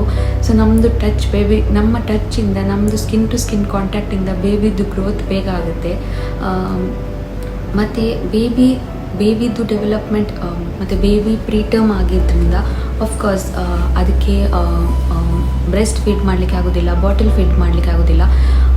ಅದಕ್ಕೆ ಬೇಬಿಗೆ ಯೂಶ್ವಲಿ ಪೈಪ್ ಕೊಟ್ಟಿರ್ತಾರೆ ಹೊಟ್ಟೆ ತನಕ. ಸೊ ವಿತ್ ಸಿರಿಂಜ್ ಅವರು ಡೈರೆಕ್ಟ್ ಹೊಟ್ಟೆಗೆ ಮಿಲ್ಕ್ ಪಾಸ್ ಮಾಡ್ತಾರೆ. ಮಿಲ್ಕ್ನ ನಾನು ಪರ್ಟಿಕ್ಯುಲರ್ ಆಗಿ ಪಂಪ್ ಮಾಡಿ ಹಾಸ್ಪಿಟಲ್ಗೆ ಎವ್ರಿ ಡೇ ಮಿಲ್ಕ್ನ ತೊಗೊಂಡು ಹೋಗಬೇಕಾಗುತ್ತೆ. ಅದೇ ನನ್ನದೇ ಮಿಲ್ಕ್ನ ಬೇಬಿಗೆ ಕೊಡ್ತಾರೆ usually. So first 3 days milk ಇರೋದಿಲ್ಲ. ಯಾವ ಮದರಿಗೂ ಫಸ್ಟ್ 3 days ಮಿಲ್ಕ್ ಪ್ರೊಡಕ್ಷನ್ ತುಂಬ ಕಮ್ಮಿ ಇರುತ್ತೆ. ಸೊ ಪ್ಯಾನಿಕ್ ಆಗಬೇಡಿ. 3 days ಆದಮೇಲೆ ಮಿಲ್ಕ್ ಪ್ರೊಡಕ್ಷನ್ ಸ್ಟಾರ್ಟ್ ಆಗುತ್ತೆ. Yellow colour milk is called liquid gold. ಆ ಮಿಲ್ಕ್ ಬೇಬಿ ಕುಡಿಲೇಬೇಕು. ಅದು ತುಂಬಾ ಇಂಪಾರ್ಟೆಂಟ್ ಬೇಬಿಗೆ. ಸೊ ಹೀಗೆ ನಾವು ನಮ್ಮದು ಬೇಬಿಗೆ daily skin to skin contact ಕೊಟ್ಟು 3 weeks ಆದಮೇಲೆ ಫೈನಲಿ ಬೇಬಿದು ಡಿಸ್ಚಾರ್ಜ್ ಆಗುತ್ತೆ. ಆ ದಿನ ನಮಗೆ ಬೇಬಿ ನಾವು ಮನೆಗೆ ತೊಗೊಂಡು ಬರ್ತೇವೆ. ಆಫ್ಕೋರ್ಸ್ ಅಷ್ಟು ಆ ವೆಯ್ಟಿಂಗ್ ಪೀರಿಯಡ್ ಇರುತ್ತಲ್ಲ, ತುಂಬಾ ಕಷ್ಟ. ನಾವು ಯಾವತ್ತು ಹಾಸ್ಪಿಟಲ್ಗೆ ಹೋಗಬೇಕು, 1 hour ನಮಗೆ ಬೇಬಿ ಜೊತೆ ಸಿಗುತ್ತೆ. ಆಮೇಲೆ 1 hour ಆದಮೇಲೆ ಹಾಸ್ಪಿಟಲಿಂದ ಮನೆಗೆ ಬರಬೇಕಿದ್ರೆ ಆ ಫೀಲಿಂಗ್ ಇರುತ್ತಲ್ಲ, ಬೇಬಿನ ಬಿಟ್ಟು ಬರೋದು, ಅದು ತುಂಬ ಪೇನ್ಫುಲ್. ಯಾಕಂತ ಹೇಳಿದರೆ ಆ 1 hourಗೋಸ್ಕರ ನಾವು ಇಡೀ ದಿನ ಕಾಯ್ತಿರ್ತೇವೆ. 1 hour ಆದಮೇಲೆ ಮನೆಗೆ ಆಫ್ಕೋರ್ಸ್ ವಿದೌಟ್ ಬೇಬಿ ನಾವು ಮನೆಗೆ ಬರಬೇಕಾಗುತ್ತೆ. ಸೊ 3 weeks ನಾವು ಇದೇ ಥರ ಮಾಡಿ ಆಫ್ಕೋರ್ಸ್ 3 weeks ಆದಮೇಲೆ ಬೇಬಿನ ಮನೆಗೆ ಕರ್ಕೊಂಡು ಬರ್ತೇವೆ. ಇನ್ನೊಂದು ಎಂತ ಅಂತ ಹೇಳಿದರೆ, ಬೇಬಿ ಡೆಲಿವರಿ ಆದಮೇಲೆ ಅದೇನು ಜಾಂಡೀಸ್ ಬಂತು. ಸೊ ಯೂಶ್ವಲಿ ಬೇಬಿ ಡೆಲಿವರಿ ಎಲ್ಲ ಬೇಬಿಗೂ ಡೆಲಿವರಿ ಆಗಿ ವಿತಿನ್ 1 day 2 day ಜಾಂಡೀಸ್ ಬರುತ್ತೆ. ಅದಕ್ಕೂ ಪ್ಯಾನಿಕ್ ಆಗಬೇಡಿ, ಅದು ನಾರ್ಮಲ್. ಸೊ ನಮ್ಮದು ಬೇಬಿಗೆ ಡೆಲಿವರಿ ಆದ ದಿನವೇ ಜಾಂಡೀಸ್ ಬಂತು. ಸೊ ಫೋಟೋಥೆರಪಿ ಕೊಟ್ಟಿದ್ದರು. ಈ ಥರ ಫುಲ್ ಫೋಟೋಥೆರಪಿ ಇರುತ್ತೆ. ಸೊ ನಾವಿವಾಗ ಇಷ್ಟರಲ್ಲೇ ನಮ್ಮದು ಪ್ರಾಬ್ಲಮ್ ಮುಗ್ದಿರಲಿಲ್ಲ. ಬೇಬಿನ ಫೈನಲಿ ಮನೆಗೆ ಕರ್ಕೊಂಡು ಬಂದಮೇಲೆ ಆ ಟೈಮಲ್ಲಿ ನನಗೆ ಫೀವರ್ ಇತ್ತು. ಫೀವರ್ ಹೇಗೆ ಬಂತಂತ ಹೇಳಿದರೆ, ಹಾಸ್ಪಿಟಲಲ್ಲೇ ಕೆಲವು ಸ್ಟಾಫಿಗೆ ಫೀವರ್ ಇರುತ್ತೆ. ಸೊ ನಾವು ಯಾವತ್ತು ಸ್ಕಿನ್ ಟು ಸ್ಕಿನ್ ಕಾಂಟ್ಯಾಕ್ಟ್ ಮಾಡಲಿಕ್ಕೆ ಹೋಗಬೇಕಿದ್ರೆ ನನಗೆ ಯಾರ್ದೋ ಫೀವರ್ ತಾಗಿ ನನಗೆ ಫೀವರ್ ಆಗಿತ್ತು. ಸೊ ನಾನು ಬೇಬಿ ಡಿಸ್ಚಾರ್ಜ್ ಆಗುವ ಪ್ರೀವಿಯಸ್ ಡೇ ನಾನು ಬೇಬಿಗೆ ಬ್ರೆಸ್ಟ್ ಫೀಡ್ ಮಾಡಿದ್ದೆ. ಸೊ ಅದರಿಂದಾಗಿ ನಂದು ಫೀವರ್ ಬೇಬಿಗೆ ಟ್ರಾನ್ಸ್ಫರ್ ಆಯಿತು. ಸೊ ಬೇಬಿದು ಡಿಸ್ಚಾರ್ಜ್ ಆದಮೇಲೆ ವಿದಿನ್ 2 days ಬೇಬಿ ಅಗೇನ್ ಹಾಸ್ಪಿಟಲಿಗೆ ಅಡ್ಮಿಟ್ ಆಗಬೇಕಾಯಿತು. ಅಗೇನ್ 1 day ಬೇಬಿ ICUಲಿತ್ತು ಫೀವರ್ ರೀಸನ್ಗೋಸ್ಕರ. ಯೂಶ್ವಲಿ ಬೇಬೀಸ್ಗೆ ತುಂಬಾ, ನೀವು ಮದರ್ ಆಗಿದ್ದರೆ ತುಂಬ ಕೇರ್ ತೊಗೊಳ್ಳಿ, ನಿಮಗೆ ಫೀವರ್ ಬರದ ಹಾಗೆ. ನೀವು ಯಾವತ್ತೂ ಮಾಸ್ಕ್ ಹಾಕಿ ಓಡಾಡಿ. ನಂದು ಕೇಸಲ್ಲಿ ಪರ್ಟಿಕ್ಯುಲರ್ ಆಗಿ ನಾನು ಮಾಸ್ಕ್ ಹಾಕಿರಲಿಲ್ಲ. ನಾನು ಆಫ್ಕೋರ್ಸ್ ಹಾಸ್ಪಿಟಲಲ್ಲಿ ಕೆಮ್ತಿದ್ರು, ಬಟ್ ಆ ಮೂಮೆಂಟಿಗೆ ನನಗೆ ಅಷ್ಟು ನಾನು ಅದನ್ನು ತಲೆಗೆ ತೊಗೊಂಡಿರಲಿಲ್ಲ. ಯಾರ್ದೋ ಫೀವರ್ ನನಗೆ ಬಂದು ನನ್ನಿಂದಾಗಿ ಬೇಬಿಗೆ ಹೋಯಿತು. ಸೊ ನನ್ನಿಂದಾಗಿ ಬೇಬಿ ಅಗೇನ್ ಸಫರ್ ಆಗುವಾಗೆ ಆಯಿತು. ಎಂದು ಫೀವರ್ ಸಹ ಹೈ ಇದ್ದಿದ್ದರಿಂದ ನನಗೆ ಡ್ರಿಪ್ಸ್ ಹಾಕಿದ್ರು. ಯಾಕಂದರೆ ನಾನು ಬ್ರೆಸ್ಟ್ ಫೀಡಿಂಗ್ ಮಾಮ್ ಅಲ್ವಾ, ಬ್ರೆಸ್ಟ್ ಫೀಡಿಂಗ್ ಮಾಡಬೇಕಿದ್ರೆ, ಬ್ರೆಸ್ಟ್ ಪಂಪ್ ಮಾಡಬೇಕಿದ್ರೆ, ನಂದು ಮಿಲ್ಕ್ ಬೇಬಿ ಕುಡಿಬೇಕಿದ್ರೆ ಅದಕ್ಕೂ ಪ್ರಾಬ್ಲಮ್ ಆಗುತ್ತೆ. ಅದಕ್ಕೆ ನನಗೆ ಡ್ರಿಪ್ಸ್ ಹಾಕಿದ್ರು. ನಾನು ಒಂದಿನ ಅಡ್ಮಿಟ್ ಆಗಿದ್ದೆ. ಸೊ ಎಲ್ಲನೂ ಆಗಿ ಫೈನಲಿ ಬೇಬಿ ಮನೆಗೆ ಬಂದ ಮೇಲೆ ನಾವು ಅಫ್ಕೋರ್ಸ್ ನಾನು ಒಂದು ದಿನಕ್ಕೆ 8 times ಪಂಪ್ ಮಾಡ್ತೇನೆ. ಯಾಕಂದರೆ ಈಚ್ ಪಂಪಿಂಗ್ ಸೆಷನಲ್ಲಿ ನಂದು 200 to 220 ml ಪ್ರೊಡ್ಯೂಸ್ ಆಗುತ್ತೆ, which is a lot. So ಯಾರ್ದು ಮಿಲ್ಕ್ ಪ್ರೊಡಕ್ಷನ್ ಜಾಸ್ತಿ ಇರುತ್ತೆ ಅವರಿಗೆ ಆ್ಯಕ್ಚುಲಿ ಒಂದು ಕಡೆಯಿಂದ ಅದು ಬ್ಲೆಸ್ಸಿಂಗ್ ಹೇಳ್ತಾರೆ. ಇವಾಗ ನಂದು ಮಿಲ್ಕ್ ಪ್ರೊಡಕ್ಷನ್ ಜಾಸ್ತಿ ಇದೆ, ಬಟ್ ಇನ್ನೊಂದು ಸೈಡಲ್ಲಿ ಅದು ಒಳ್ಳೆಯದು ಸಹ ಅಲ್ಲ. ನಿಮ್ಮದು ಮಿಲ್ಕ್ ಪ್ರೊಡಕ್ಷನ್ ಜಾಸ್ತಿ ಆದರೆ ಬೈ ಮಿಸ್ ಆಗಿ ನೀವು 2 to 3 hours ಪಂಪ್ ಮಾಡಿಲ್ಲ, 1 ಗಂಟೆ ಲೇಟ್ ಆಯಿತು, ನಿಮ್ಮದು ಬ್ರೆಸ್ಟ್ ಎಂಗೋಜ್ಮೆಂಟ್ ಆಗುತ್ತೆ, ಆಮೇಲೆ ಮಿಲ್ಕ್ ಡಕ್ಟ್ಸ್ ಆಗುತ್ತೆ, ಆಮೇಲೆ ಆಫ್ಕೋರ್ಸ್ ಮಸ್ಟೈಟಿಸ್ ಅಂತ ಇನ್ಫೆಕ್ಷನ್ ಆಗುತ್ತೆ.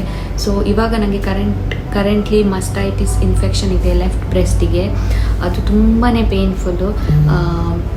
ಇದರಿಂದ ಬೇಬಿಗೆ ಏನೂ ಪ್ರಾಬ್ಲಮ್ ಇಲ್ಲ. ನಂದು ಮಿಲ್ಕ್ ಆಫ್ಕೋರ್ಸ್ ಬೇಬಿಗೆ ಮಿಲ್ಕ್ ಕೊಡ್ಬೋದು, ಬ್ರೆಸ್ಟ್ ಫೀಡ್ ಮಾಡ್ಬೋದು, ಪಂಪ್ ಮಾಡ್ಬೋದು. ಬಟ್ ಮಸ್ಟೈಟಿಸ್ ಅನ್ನೋ ಇನ್ಫೆಕ್ಷನ್ ಬರೋದಾಗೆ ನೋಡ್ಕೊಳ್ಳಿ. ನೀವು ಇವಾಗ ಓವರ್ ಸಪ್ಲೈ ಆಗಿದ್ದಿದ್ರೆ ನಂತರ ನೀವು ಆದಷ್ಟು ಪಂಪ್ ಮಾಡಿ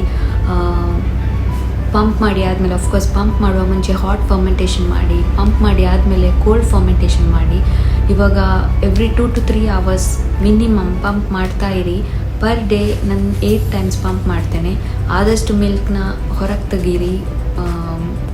ಮಿಲ್ಕ್ ಡಕ್ಟ್ಸ್ ಇಲ್ಲ ಎಂಗಾಜ್ಮೆಂಟ್ ಆಗಲಿಕ್ಕೆ ಬಿಡಬೇಡಿ. ನನಗೆ ಇನ್ನೂ ಸಹ ಮಸ್ಟೈಟಿಸ್ ಇನ್ಫೆಕ್ಷನ್ ಇದೆ. ಇಟ್ಸ್ ಬೀನ್ ಆಲ್ಮೋಸ್ಟ್ 3 weeks ನಾವು. ಸ್ಟಾರ್ಟಿಂಗಲ್ಲಿ ತುಂಬ ಪೇನ್ಫುಲ್ ಆಗಿತ್ತು. ನಾನು ಆಲ್ಮೋಸ್ಟ್ 5 to 6 times ಅಡ್ಮಿಟ್ ಆಗಿದ್ದೇನೆ ಹಾಸ್ಪಿಟಲ್ಗೆ. ಕೆಲವೊಂದು ಸಿಚುವೇಷನಲ್ಲಿ ನಾನು ಎಮರ್ಜೆನ್ಸಿಗೆ ಇಮಿಡಿಯೇಟ್ಲಿ ಹೋಗಿದ್ದೇನೆ. ಆ ಪೇಯ್ನ್ ಎಕ್ಸ್ಪ್ಲೇನ್ ಮಾಡಲಿಕ್ಕೆ ಆಗೋದಿಲ್ಲ, ಅದು ತುಂಬಾ ಪೇನ್ಫುಲ್. ಆ ಪೇಯ್ನ್ಗೆ ಕಂಪ್ಯಾರಿಟಿವ್ ಪೇಯ್ನ್ ನಾನು ಇಲ್ಲಿ ತನಕ ಅಂದರೆ ಒಂಥರ ಅದು ನಿಮಗೆ ಸಿಡಿತದೆ, ಆ ಥರ ಪೇಯ್ನ್ ಆಗುತ್ತೆ.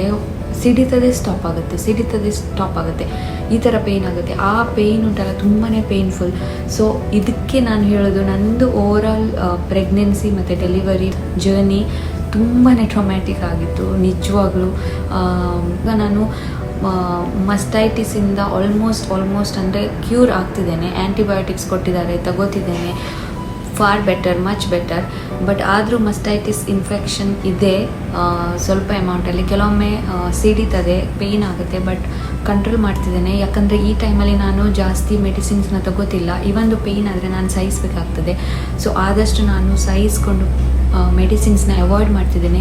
ಇವಾಗ ನಾವು ಬ್ರೆಸ್ಟ್ ಫೀಡಿಂಗ್ ಮದರ್ ಆಗಿರೋದ್ರಿಂದ ನಾವು ಆದಷ್ಟು ಮೇಕಪ್ ಪ್ರಾಡಕ್ಟ್ಸ್ನ ಅವಾಯ್ಡ್ ಮಾಡಬೇಕಾಗ್ತದೆ. ಫೇಸ್ಗೆ ಇಲ್ಲ ಬಾಡಿಗೆ ಯಾವ ಕ್ರೀಮ್ನ ಅಪ್ಲೈ ಮಾಡಬೇಡಿ. ಯೂಶ್ವಲಿ ಕ್ರೀಮ್ನಿಂದ ನಾವು ಕೆಲವು ಕ್ರೀಮ್ಸ್ ಬಾಡಿಗೆ ಅಬ್ಸಾರ್ಬ್ ಆಗಿ ಅದರಿಂದ ಮಿಲ್ಕ್ಗೆ, ಯಾಕಂದರೆ ನಮ್ಮದು ನಾವು ಬ್ರೆಸ್ಟ್ ಫೀಡ್ ಮಾಡೋದ್ರಿಂದ ಬೇಬಿಗೆ ಇಫೆಕ್ಟ್ ಆಗುತ್ತೆ. ಸೊ ಯಾವತ್ತು ನೀವು ಫೇಸಿಗೆ ಕ್ರೀಮ್ ಹಾಕೋದು ಇಲ್ಲ ಸನ್ಸ್ಕ್ರೀನ್ ಇಲ್ಲ ಏನಾದರೂ ಹಾಕಿದರೆ ಅದರಲ್ಲಿ ಚೆಕ್ ಮಾಡಿ if it is recommended for breast feeding mother. ಅದಾದಮೇಲೆ ಮೆಡಿಸಿನ್ಸ್ ಡಾಕ್ಟರ್ ಹೇಳ್ತಾರೆ ಅಂತೇಳಿ ಎಲ್ಲ ಮೆಡಿಸಿನ್ಸ್ ತೊಗೊಳಿಕ್ಕೆ ಹೋಗಬೇಡಿ. ನಂದು ಡಾಕ್ಟರ್ ನನಗೆ ಪರ್ ಡೇ 6 ಪ್ಯಾರಾಸಿಟಮಾಲ್ಸ್ ತೊಗೊಳಿಕ್ಕೆ ಹೇಳಿದರು. ಬೆಳಿಗ್ಗೆ 2, ಮಧ್ಯಾಹ್ನ 2, ರಾತ್ರಿ 2, ವಿಚ್ ಈಸ್ ಲೈಕ್ 6 ಅಂತ ಹೇಳಿದರೆ almost 3000 mg of paracetamol, which is very bad for kidney. ನಾನು ಆದರೂ ಇನಿಷಿಯಲ್ ಡೇಸಲ್ಲಿ ನಾನು ತೊಗೊಂಡಿದ್ದೆ ಪೇಯ್ನಿಗೆ ಅಂತೇಳಿ. ಅದಾದಮೇಲೆ ನಾನು ತಗೊಳ್ತಿರಲಿಲ್ಲ. ಡಾಕ್ಟರ್ ಪ್ರಿಸ್ಕ್ರೈಬ್ ಮಾಡಿದರೆ, ಇಲ್ಲಾಂದರೆ ಯಾವ ಟ್ಯಾಬ್ಲೆಟ್ಸ್ನೂ ತಗೋಬೇಡಿ. ಆದಷ್ಟು ಅಂದರೆ ವಿದೌಟ್ ಟ್ಯಾಬ್ಲೆಟ್ಸ್ ಜಾಸ್ತಿ ನೀರು ಕುಡೀರಿ. ಮತ್ತು ಆದಷ್ಟು ಹೆಲ್ದಿ ಫುಡ್ ತಿಂದು ಆದಷ್ಟು ಹೆಲ್ದಿ ಫುಡ್ನ ತಿನ್ನಿ. ಇದಿಷ್ಟೇ ಹೇಳೋದಿಲ್ಲ. ನಂದು ಈ ವಿಡಿಯೋನ ನಾನು ಇಲ್ಲಿಗೆ ಎಂಡ್ ಮಾಡ್ತೇನೆ. ಐ ಹೋಪ್ ನಿಮಗೆ ಈ ವಿಡಿಯೋದಿಂದ ಆದಷ್ಟು ಇನ್ಫಾರ್ಮೇಷನ್ ಗೊತ್ತಾಗಿರ್ಬೋದು. ಇವಾಗ ಕೆಲವ್ರದ್ದು ನಾರ್ಮಲ್ ಆಗಿ ಎಲ್ಲನೂ ಚೆನ್ನಾಗಿರುತ್ತೆ. ಎಂಡ್ ಮೂಮೆಂಟಿಗೆ ಈ ಥರ ನಂತರ ಸಫರ್ ಆದರೆ ನೀವು ಏನೆಲ್ಲ ಮಾಡಬೇಕು, ಇವಾಗ ನಿಮಗೆ ಈ ಥರ ಸಿಚುವೇಶನ್ ಬಂದರೆ ನೀವು ಪ್ಯಾನಿಕ್ ಆಗಬಾರ್ದು, ಈ ಥರ ಮಾಡಬೇಕು. ನಾನು ಆದಷ್ಟು ನನ್ನದು ಡೀಟೇಲ್ಡಾಗಿ ಎಕ್ಸ್ಪ್ಲೇನ್ ಮಾಡಿದ್ದೇನೆ. ನಿಮ್ಗೆ ಏನಾದರೂ ಕ್ವಶನ್ಸ್ ಇದ್ದರೆ, ಏನಾದರೂ ಕೇಳಬೇಕಂತ ಅನಿಸಿದರೆ ನೀವು ಕಮೆಂಟ್ ಸೆಕ್ಷನಲ್ಲಿ ಕ್ವಶನ್ಸ್ ಹಾಕ್ಬೋದು. ನಾನು ಎಲ್ಲರಿಗೂ ರಿಪ್ಲೈ ಮಾಡ್ತೇನೆ. ಸೊ ಇಷ್ಟು ಹೇಳ್ತಾ ನಾನು ಈ ವಿಡಿಯೋನ ಇಲ್ಲಿಗೆ ಎಂಡ್ ಮಾಡ್ತೇನೆ. ಇನ್ನು ನಾನು ಡೈಲಿ ವ್ಲಾಗ್ಸ್ ಹಾಕ್ತೇನೆ, ಡೈಲಿ ವೀಡಿಯೋಸ್ ಮಾಡ್ತೇನೆ. ಸೊ ಪ್ಲೀಸ್ ಆದಷ್ಟು ಈ ವಿಡಿಯೋನ ಶೇರ್ ಮಾಡಿ ನಿಮ್ಮದು ಫ್ಯಾಮಿಲಿ ಮತ್ತು ಫ್ರೆಂಡ್ಸ್ ಜೊತೆ. ನನ್ನದು ಚಾನೆಲ್ನ ನೀವು ಇನ್ನೂ ಸಹ ಸಬ್ಸ್ಕ್ರೈಬ್ ಮಾಡಿಲ್ಲ ಅಂದರೆ ಸಬ್ಸ್ಕ್ರೈಬ್ ಮಾಡಿ, ಈ ವಿಡಿಯೋಗೆ ಒಂದು ಲೈಕ್ ಮಾಡಿ ಅಂತ ಹೇಳ್ತಾ ನೆಕ್ಸ್ಟ್ ವಿಡಿಯೋದಲ್ಲಿ ಸಿಗುವ. Take care, bye. Thanks for watching.